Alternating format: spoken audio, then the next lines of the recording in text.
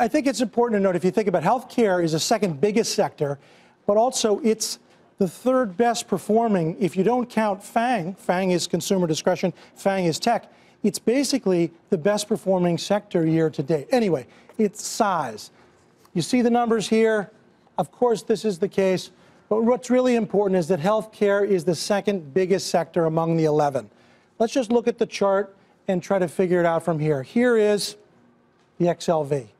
Now, there's a lot of different ways you can draw the lines always. Of course, as a minor sort of thing, I think you have something of a head and shoulders bottom. But if I put in the trend lines, what you've really got here is a well-defined wedge. And this week, with our head and shoulders, we have broken out from this formation. The implications are much higher prices. Now, relative performance, that's really what it's about. This has been a dog, but year to date, things are changing. So relative performance peaked exactly a year ago.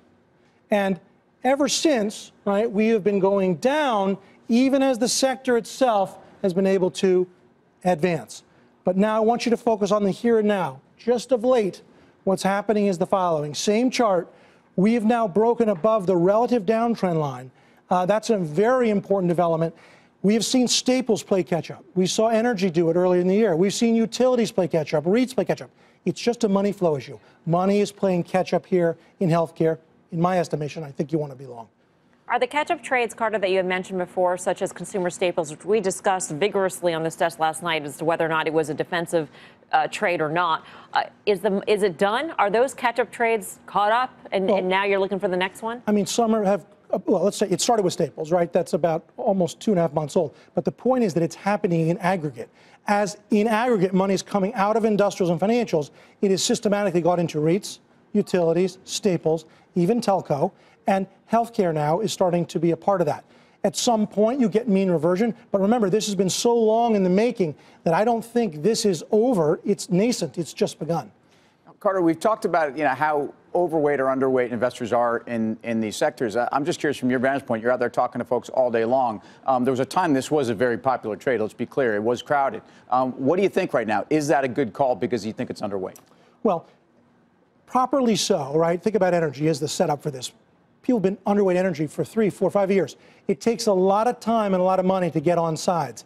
And the same thing is here. They've been terrible. Lilly's been terrible. Pfizer's been terrible. Merck, Bristol Myers, you can run down the list. Amgen, sitting on all that cash. But the point is that a money flow thing, once it starts, it's very hard to stop. Or often, even if it's hard to stop, it doesn't stop easily enough in a month-to-month period. I think this is just the beginning. All right, thanks, Carter. And Seaburg, top picks in the sector. Yeah, I mean, again, I say Gilead only because the valuation has been pressed down for such a long time, and I do believe there needs to be more strategic with them, and it's going to happen. It's inevitable. I think the second half of the year, the larger cap names, Gilead in particular, I think picks its head up and it starts to move higher.